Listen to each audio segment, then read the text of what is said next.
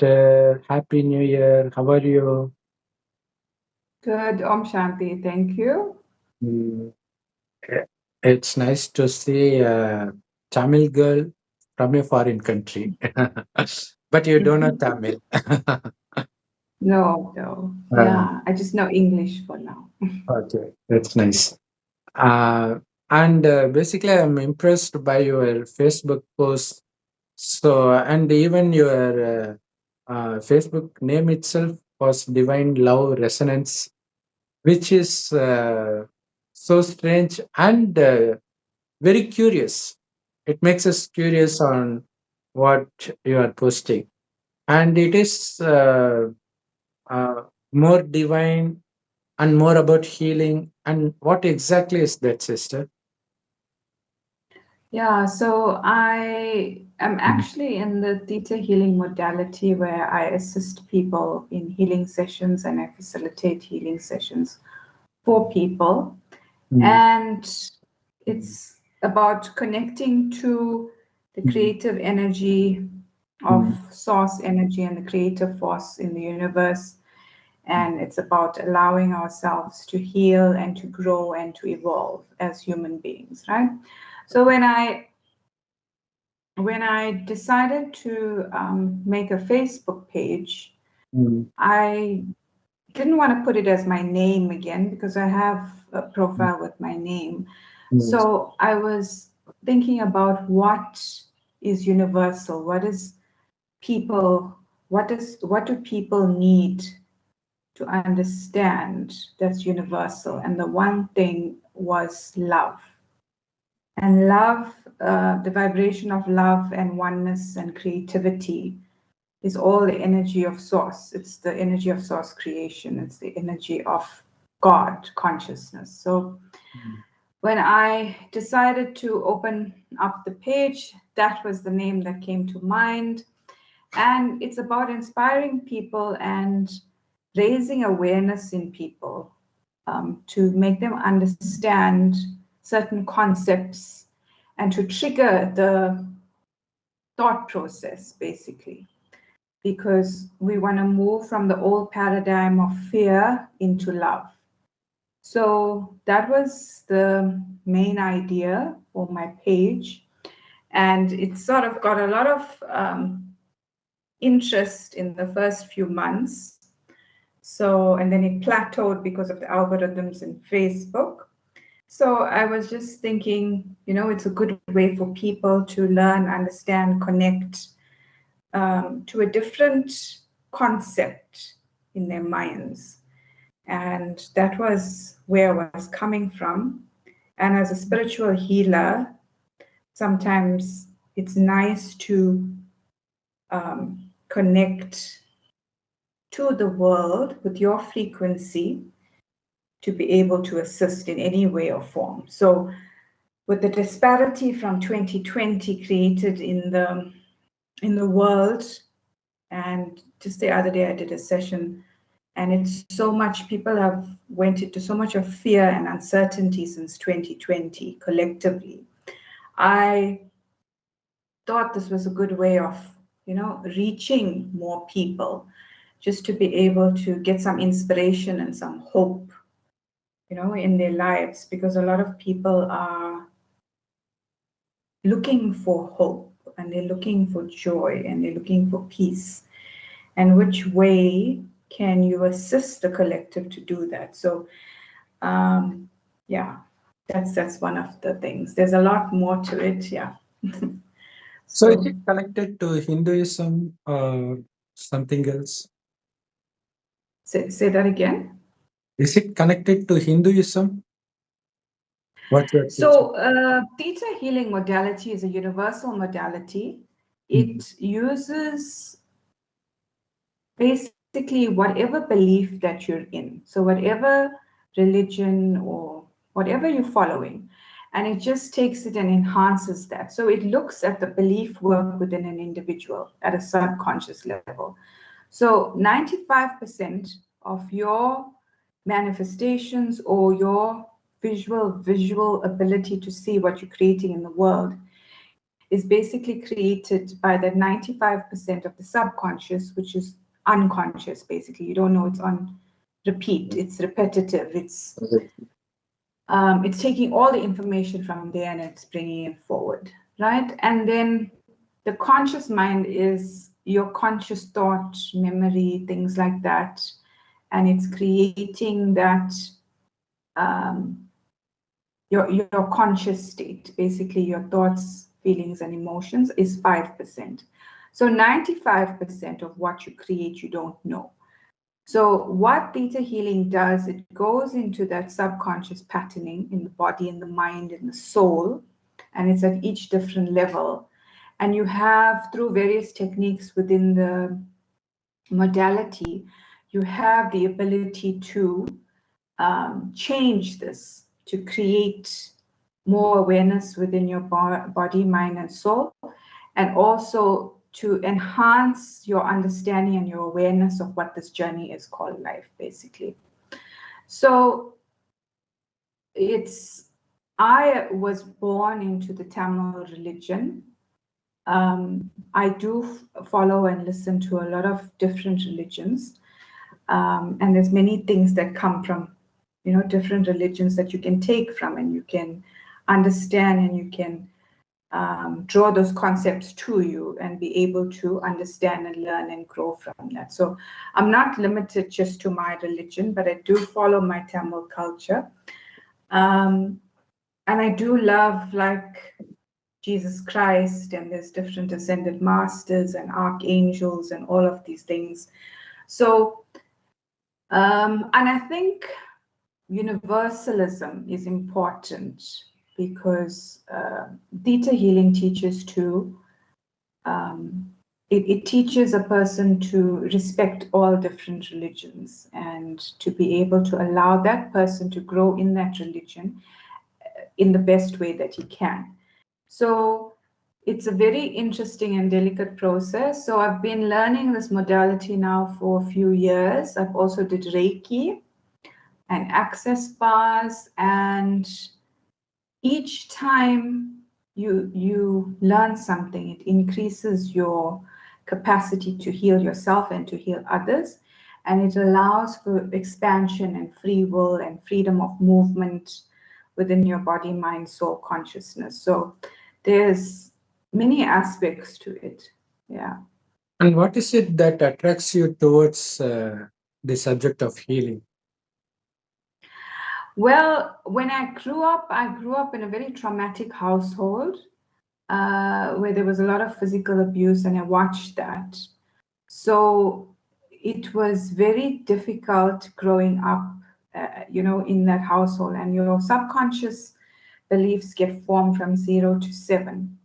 So a lot of fear was instilled in that time, and basically you go on autopilot and you continue your life just in this fear vibration. So one of the things that I wanted to do was to understand how to release the trauma, release the pain, the sadness, all of those things, And it led me to healing modalities. I think the first healing modality was journey work that I learned way back in my 20s. And then I discovered theta healing, I think I was about 32. And then from about 35, I started learning more of it. So even like learning these modalities assists you of how to change patterns. And in the old paradigm, the 3D paradigm, a lot of people have gone through trauma, abuse, mental, physical, emotional. And for me, I just wanted to release my own, trauma that I felt. And when I started learning these modalities, I realized the capacity to be able to assist and serve others to do the same. So I started doing that, and so now I could regard myself as a life coach or a spiritual healer. So in different forms, and one is life coaching, and the other is the aspect of the unseen in the spiritual realm, and that's the energy that you bring like each person has a magnetic code and an essence or vibration that you bring to the world. So this, for me, I think it's one of my gifts. And then I started exploring, and then I decided to open a healing business. And now I help people in sessions to overcome whatever they're going through. And using my gifts and talents, I assist them. So, is it about healing mentally or even physical illness? So there's many forms. So one is the neural pathways. You can heal mentally. There's many different diseases that people name in the, in the healthcare industry. So one is the mental factor, the brains, the neural pathways. The second one is the physical body. So you can intuitively go in and scan the body, and you can look at what is wrong within the body, within the structures, within the cells, and within the organs. And then you work on this to decode. You work on belief systems and patterns, like resentment is linked to cancer. Grief is linked to the lungs, like things like that. We learn this in intuitive anatomy in theta healing. So there's different things, like even your sinuses. If you have too much of sinus issues, there is resentment on some level, right? The kidneys store anger. Yeah, so there's many things, and you learn to cleanse the body. So when we're born into this world in the 3D paradigm, when we were born into it, right? Then the new star seeds are not being born into that same energy. When we are we're born into this energy, we have to really decrease our soul essence to be able to come into this. And it's a very heavy, dense energy. Earth was in a very heavy, dense vibrational energy at that time. So we lost a lot of memory, a lot of consciousness of our own divinity and of our own power and the remembrance codes of our abilities on earth because of the denseness. So now it's about us activating that again and remembering who we are and rising to our true potential and our full power. And that's what's happening. I think you've seen many posts about ascension symptoms and all of these things and solar flares happening. And, these are all to awaken people, to awaken the masters, ascended masters, to awaken the consciousness of man. And that's what's happening at this point in time. So, yeah. I'm questionless. Okay, actually, you have spoken about sexual energy in your post. Does it have anything to do with the healing process? Well, sexual energy is important to be able to embrace the energy. And sexual energy and the base chakra and the creative force of the universe is all one, right? So basically it's about, and just today I was doing a session with somebody, and it's about that energy at the base of the spine, the kundalini, right? And it's about how you activate that to be able to feel the creativity within you and to be able to feel that cosmic energy. Now, in the future, there's going to be a lot of couples like divine feminine and divine masculine that will come together to be able to channel this energy into earth as a couple. So some of them as a couple and some of them are alone. But your sexual energy is a very powerful energy, and it's not to be misused or misaligned or treated like how man used to treat it in the, in the times gone by. But it's about really harnessing that balance, that divine feminine within you, that divine masculine within you, and realizing the purity of it, because sexual energy previously was associated with shame and condemnation in the old structures. And this has to be seen as divinity and creativity and something that's really connects one soul to another. So sometimes I do post it, and it's like when I read it, I post these things, and it's so inspiring, some of them. But it's about releasing the shame from how we used to realize this sexual energy as a collective previously. It's about enhancing the idea about it and not feeling, people don't talk about sexual concepts in their homes at all. We grew up, it was never discussed, and many homes for that matter, but it needs to be like looked at in a more purer sense. And you look at the cosmic energy of the world, and it's all one. It's all that creative force, and that's held at the base of your spine, basically. Yeah. But you are speaking about being celibate, or because usually people uh, associate divine to being celibate, right? Say that again. That is refraining from sex, abstinence. Is that what you are saying Okay. about divine sexual energy? There's different ways and forms, right? Mm. You can be celibate. I know that's one way of raising your power, your kundalini energy in your body. Mm. And many people do that.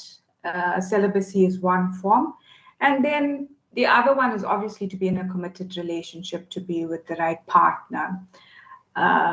It's not about not having sex. I don't think it's about that. It's about honoring that intimacy with somebody. And not, in my mind, many people will go against this, but in my mind, it's to have one partner and, be devoted to that partner and things like that. So there's different ways and forms of appreciation that you can have. And for each person, it's different, I think. And what their belief systems are and what their structures are. And you have to just honor each one as they are. So, yeah. So, yeah, it's in India, it's famous, one for one. So they stay together till death. Nowhere Yes. for divorce. It was so till the recent past. But now divorce has been very common here also. And Yes. you think it's possible to stay active sexually just being attached to one partner all the time?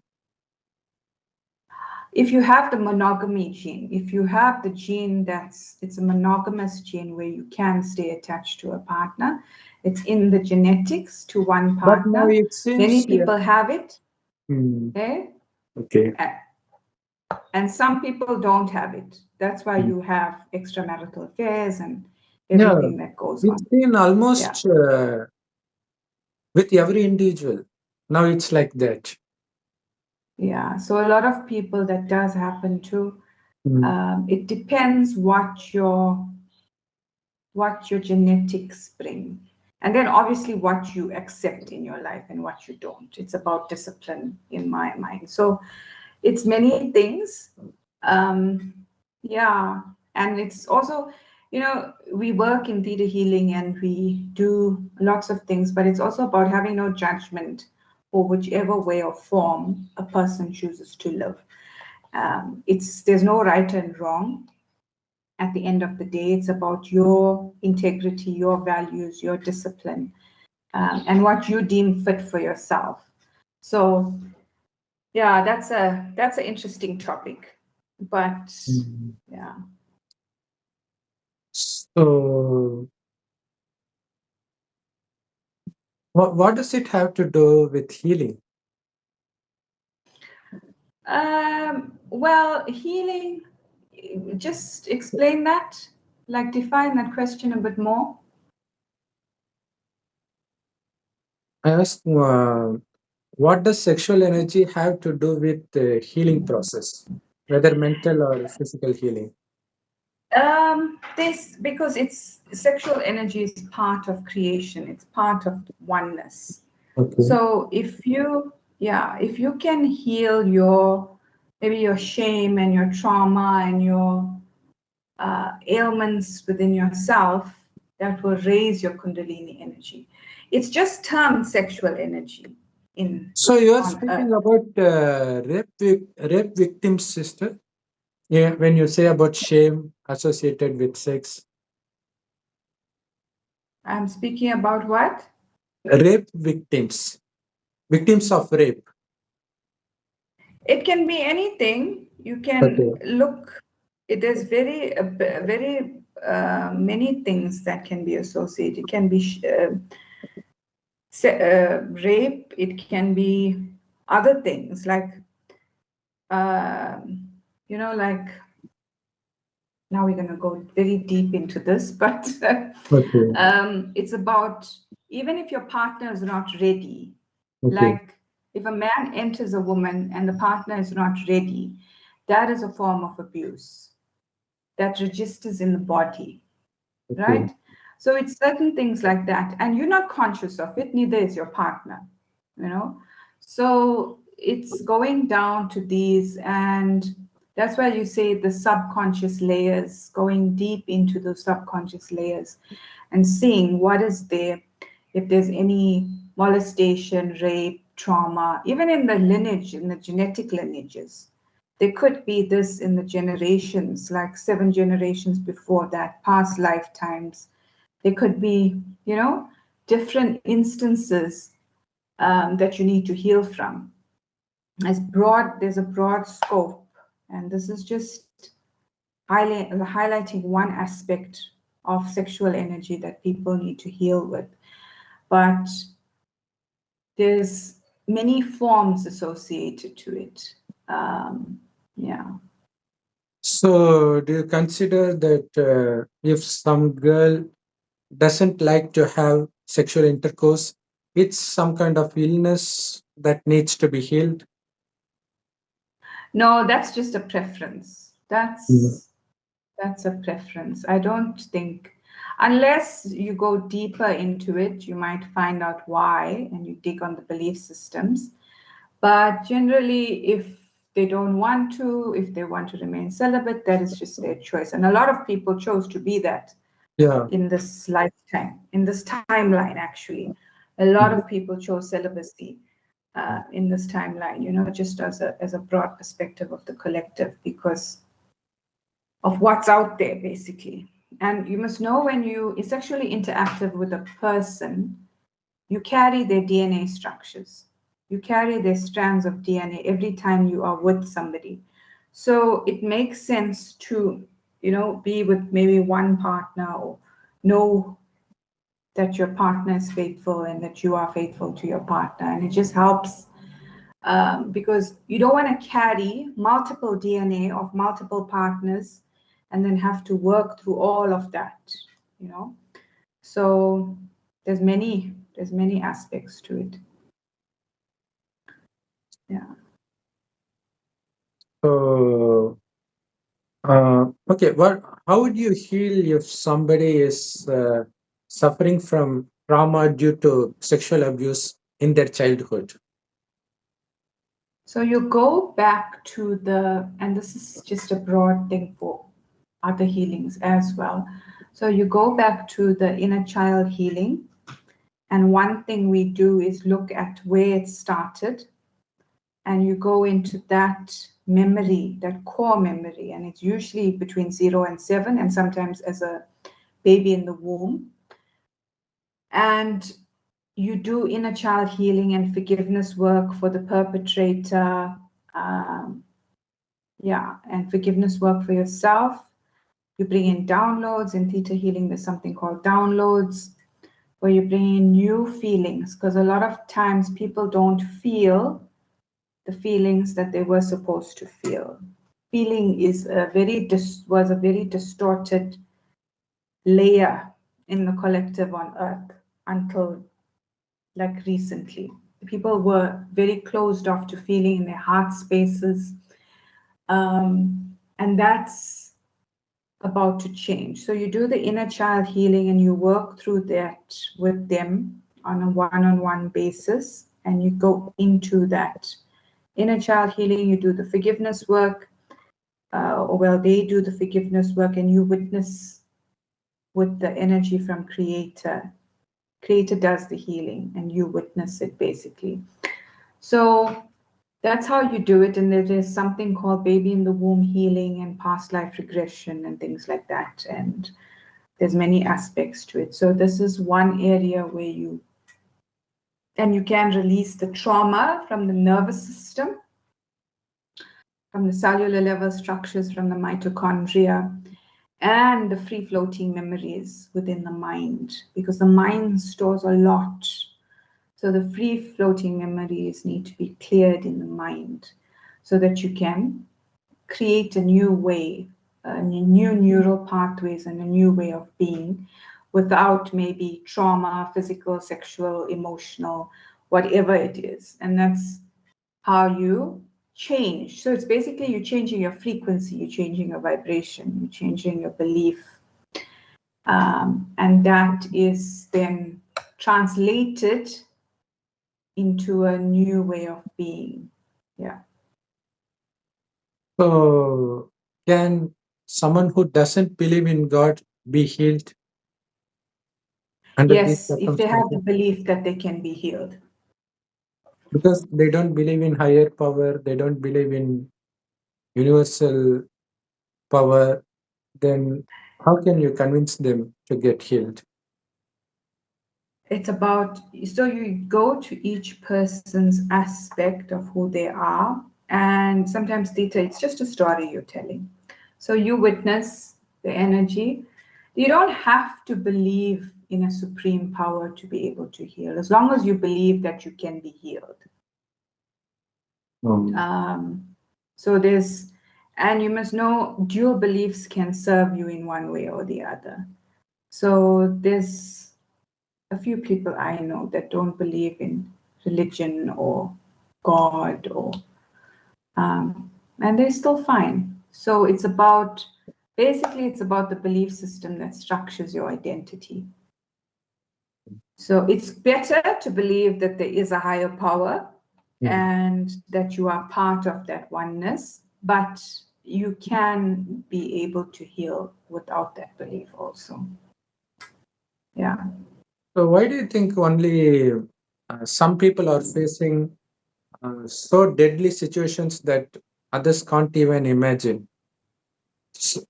A lot of people are cleansing their karma in this lifetime. A lot of the collective are clearing their karma. A lot of people are, you go back to the 0 point field. So a lot of people have come and chosen this lifetime to clear karma. And that's why their situations might be a bit harder than others. And the collective is clearing that karmic energy of the distortions that were there previously. So the collective consciousness also is clearing, and the density is being released. So you see people struggling more than others, and that is happening. So the one thing is that they are clearing karma, whether it's positive, negative, but they're clearing the negative to be able to achieve the positive. And another thing is not others, but there are few who are more privileged that they are always happy.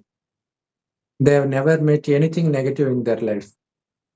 There are people like You that. do, yeah, you do get some people like that, but they didn't come to learn many virtues. Like in the old way and in the old template, a lot of virtues were learned through suffering and pain and hardship. Now, this is the old paradigm, the 3D paradigm. They chose to come here to learn through that lower vibrational level. And some of the people who didn't want to to learn many virtues, just came to learn one, maybe joy. How do you master the virtue of joy in a lifetime? And then they come and they just serve that one virtue, and that's it. And they assimilate to that one virtue. So it's about the lessons that you chose before your incarnation, and that determines your life. So before you come into this body, you chose all your lessons, the people that you're going to be with, the family you're going to be born into. You chose every outcome, every situation before you came. And it plays out the way it should. And yeah, it's about, and it is always about choice. So we think sometimes we don't have free will and we're just going with the flow, but that's not the case. We did have choice before we came. You chose to be in this body. You chose your country. You chose the timeline you want to be born in. You chose your family, the genetic makeup. You chose in which ancestral line you want to be born into. So it's many things.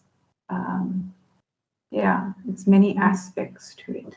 So everything is predestined. Yes, it's predetermined.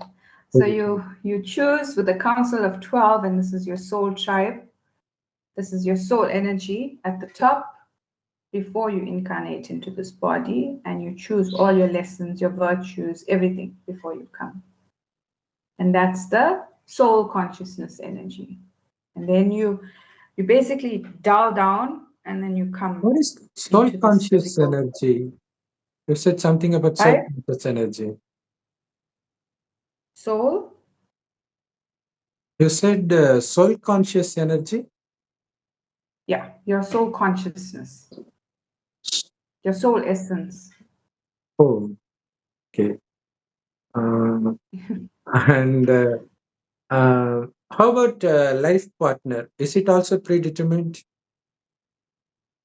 That you have many choices. So you can have, they call it soulmates, and I don't want to put a broad term over it, because there's, you hear things about soulmates and twin flames and divine timing, life partners, and all these wonderful aspects, and they give it all these connotations. But I just want to say that you do have your vibrational match at a soul level with a person that you can find in this lifetime. And there's more than one. So you can have more than one soulmate. It can be anything from a life partner to a child to and there's obviously romantic love with the partner in terms of having a partnership.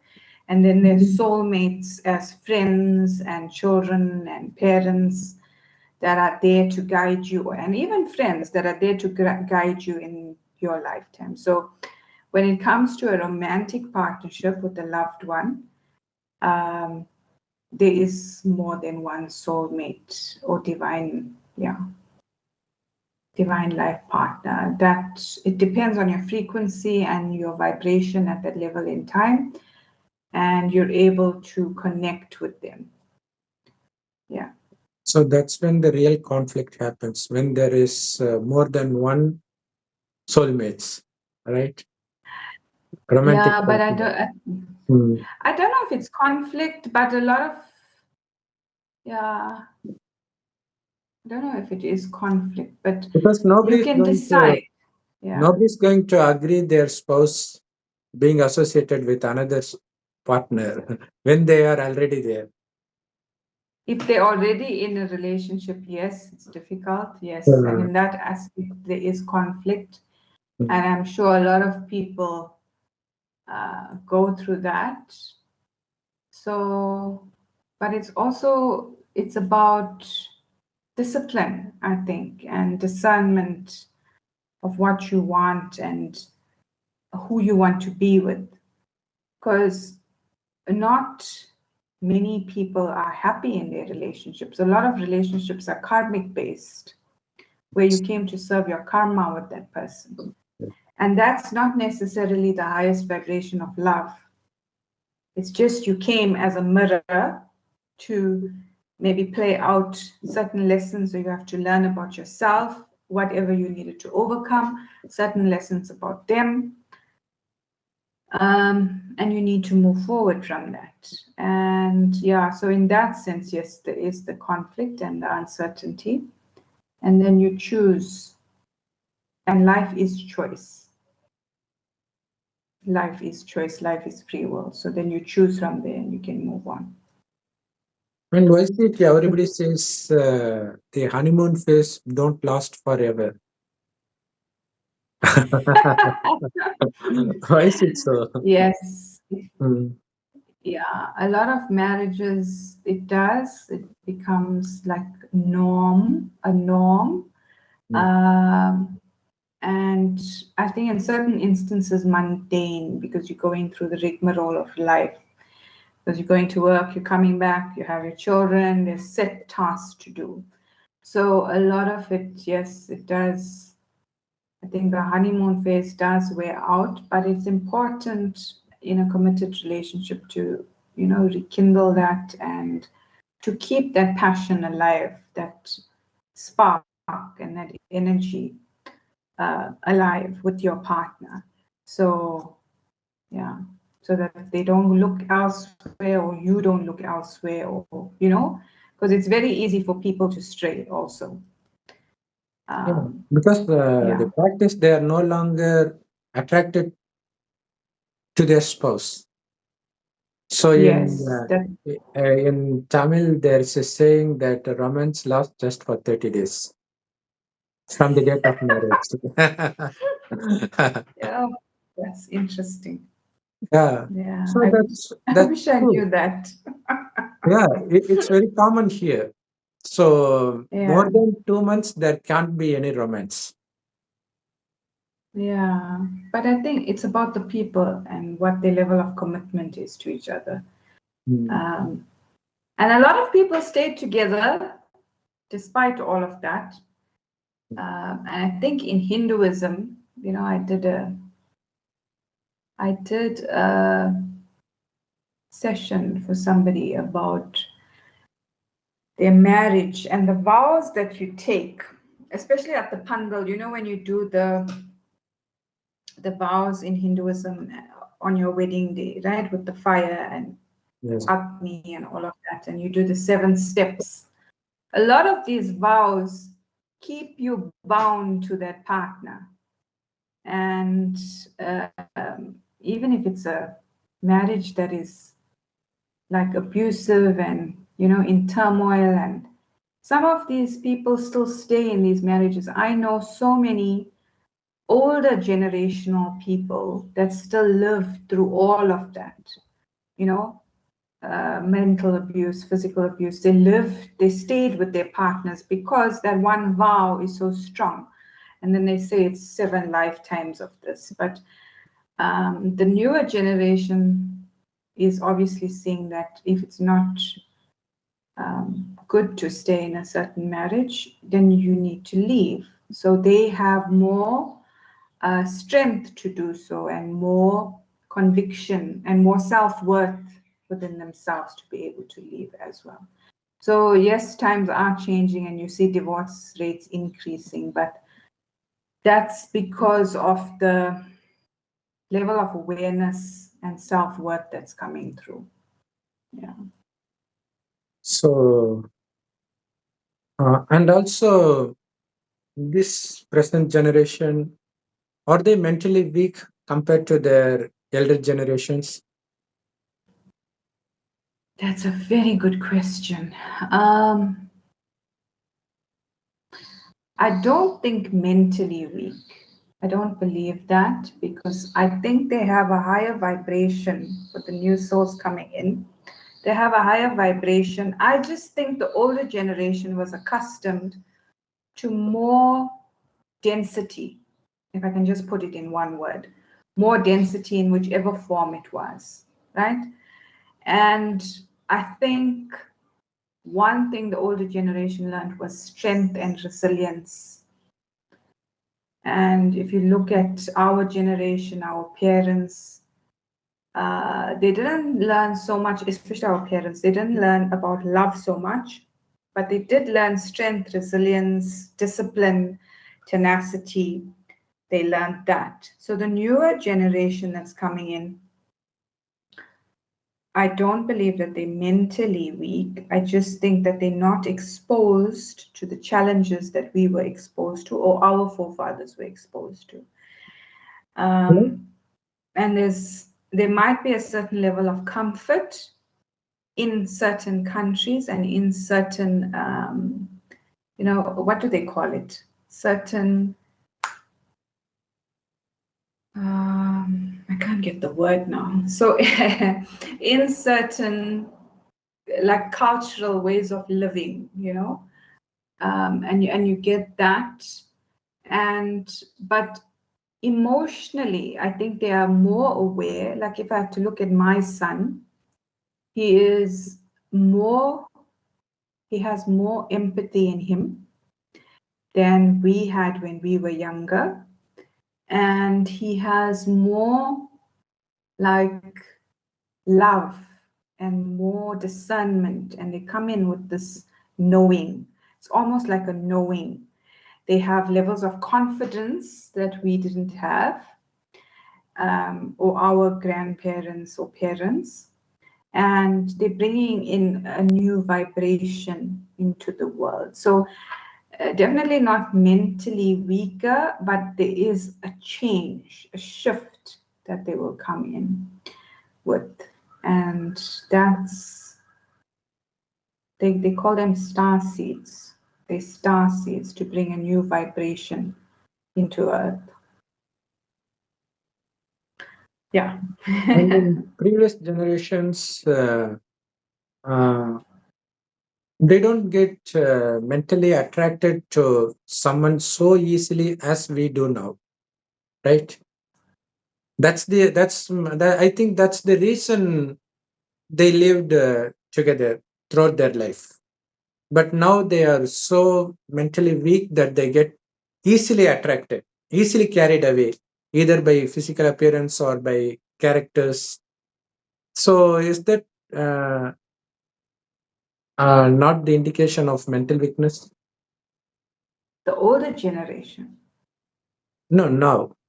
Older The younger. generations, they were mentally strong that they didn't get carried away by the physical beauty as this generation is doing. Because that's the number one reason for divorce, right? In addition to domestic abuse, it is because they get attracted to somebody else that they want to live with them, they cheat on the current partner. Yeah, you're talking about the younger generation. Yes. Okay. So that is, sure, that's a fine line there. And I just want to just channel the right information here, please, just so that I can give you the right answer. So it's got to do with preference and choice. It's not so much younger or older generation because it's prevalent across the board. And even if we don't see it in the old generation, it was there, like in certain instances. But that's very rare. I think it's just more visible in the younger generation. So, yeah, that's just from my perspective, but I'm sure other people's perspective is different. Yeah. And also we see in younger generations that they are more rough. They no longer behave softly with anybody. That's because their confidence levels have increased. But when it's got to do with rough in the sense of being arrogant. Being arrogant, yeah. If in that sense, then that is that's not right, because then, you know, you need more discipline and more focus and some respect. Respect is very important. Yeah, so it differs, eh? It differs. You can't blanket that statement for everyone in the younger generation, but yeah. But it's most common nowadays that they don't respect elders. They don't listen to elders. They think elders don't know anything better than them. So it's here. Maybe it's the impact of songs they listen to. It's here, but it was not so before. They Yeah, respect elders. interesting. So Yeah. that's what you're experiencing in India at the moment. So that's not anywhere in the rest of the world. I'm sure it is, but Uh, you seem to be seeing a lot of it. I'm sure yeah. it is. But Mm, it's also, remember, mm, we're coming out of an era of the age of Pisces into the age of Aquarius.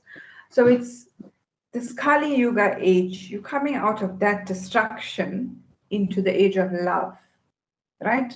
mm. And remember the associations that come with it. And I don't want to pinpoint and, you know, make bold statements that this younger generation is worse than our generation, but it's what we as individuals bring to our point of attraction. You know, everything in your paradigm is brought through your point of attraction. Every single thing, and the frequency that you on. So if you perceive like something as negative and destruction and you know, that they're going against the elders, then you're going to see more of that. If you perceive them as obedient and good and you know, going with growing with discipline, you're going to see that as well. I'm not saying everybody is like that, but I'm just saying that these are the mechanisms in society, and there's the old mechanisms that are breaking down. So it's the old patriarchal system of indoctrination that's also breaking down. And this is at a very high level filtering into people as well. So because we all were born here with the dual nature, dualistic. We came in to learn about duality, you know, the positive and the negative. So yeah, it's interesting, but they are, like, I think what we see sometimes and what the news exploits is the negative aspect of maybe of teenagers and adults and things like that.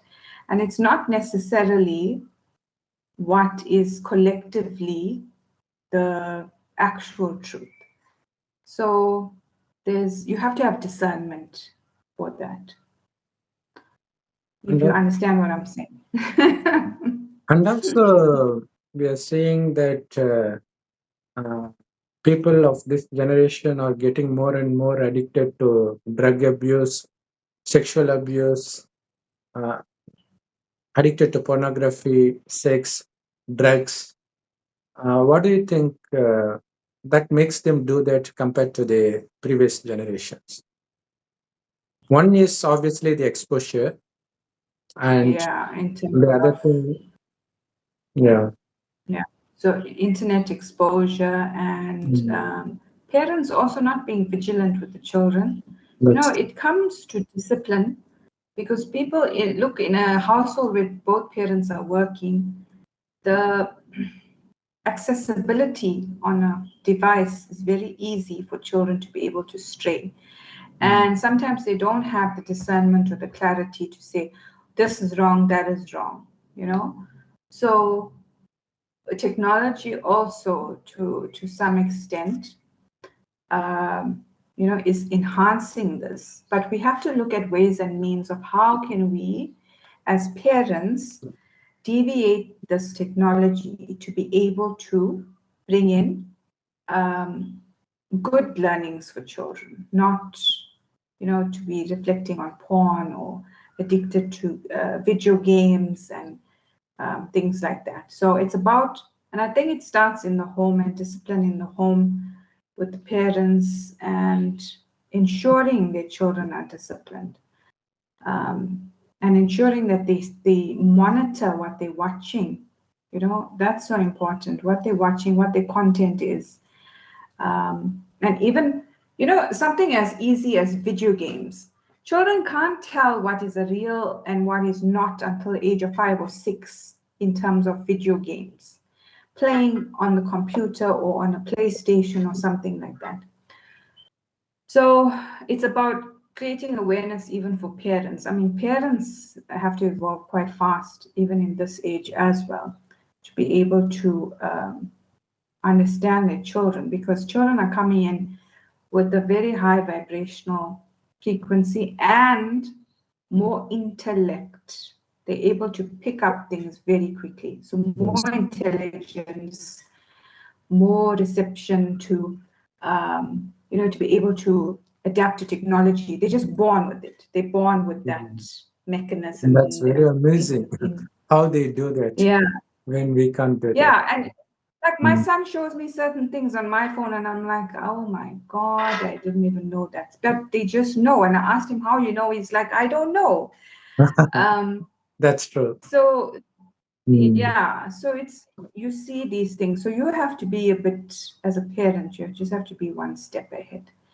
And then cultivate the values, that we grew up with, the discipline we grew up with. I think that's mainly very important for this new generation. And if there is arrogance that is confused with confidence, that obviously has to be addressed, whether it's in home or school or wherever it is. Yeah.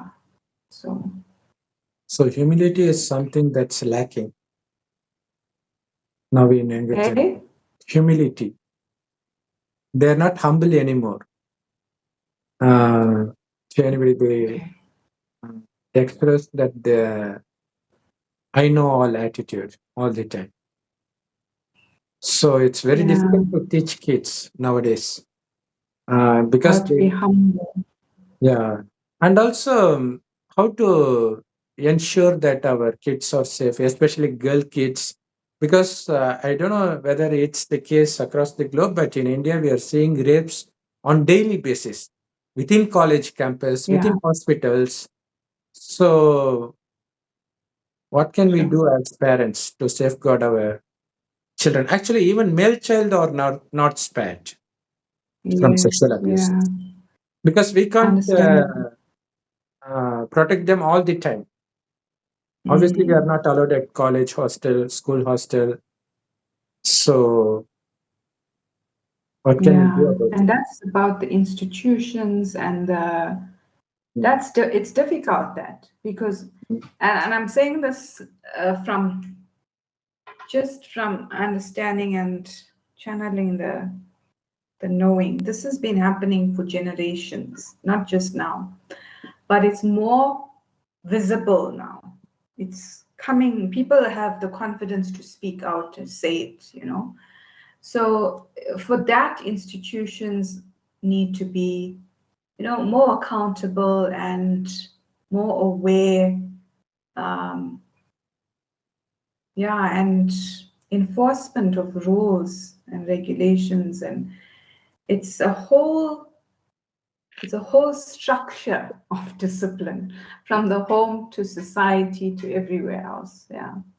But that's something not in our hand, right? And that, the people that run these organizations and these institutions, it's about their firmness and their mentorship for these children. And I think that's important because you have to be strict. And it's like we grew up very strict. Like my father was very strict with us, like in certain instances, and he taught us discipline with regards to your sexuality and you as an individual and as a woman, as a man and things like that. So yes, people will fray and defray from the norm because you do have the dualistic nature in your being. But you have to realize the importance of staying true to your own energy, and not being sucked into this. I don't want to put it as evil way of being, but as a lower frequency or as a lower vibrational energy of what the world can experience. So it's about that. So people are easily attracted to things of lower energy, right? Than that of higher energy. That's an interesting one. Yes. I think that's an very interesting question, because your frequency attracts. So if you are vibrating at that level, you're going to bring that into your consciousness. And if you're vibrating at a higher frequency, you're also going to vibrate with that higher frequency level, people or consciousness. However, lower frequencies, and this is, you can call it entities or anything else, they do get attracted to the light. Like light, dark gets attracted to the light. It's that yin yang, of what the world was. So yeah, that's a good question. But I to answer that, I would just say it's where your vibrational frequency is at that point in time. So you attract that into your being, whether it's lower level or higher level. Ultimately, we are all one consciousness. All the good, the bad, the ugly, the positive, the negative, the light and dark, we are all one, So it just depends where your vibration